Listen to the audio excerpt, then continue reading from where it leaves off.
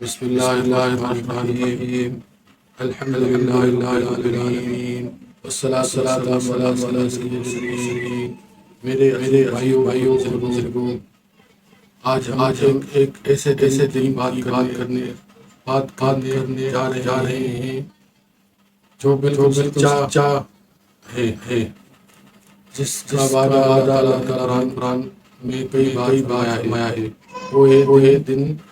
وہ دن ہے قیامت کا دن ہے۔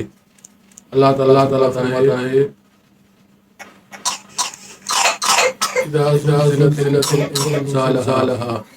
جب زمین پوری شدت سے ہلا دی جائے گی، زمین ہٹ جائے گی اور اپنے اندر کے باہر نکال دے گی،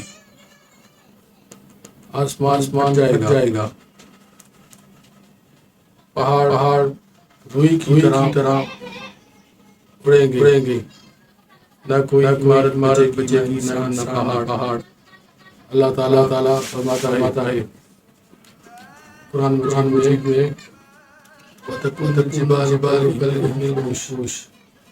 اس دن ہر انسان حیران ہوگا، ماں بچے کو جائے گی، دوست سے بھاگے گا، کوئی کسی کا نہیں، کوئی کسی کو نہیں پہچانے گا۔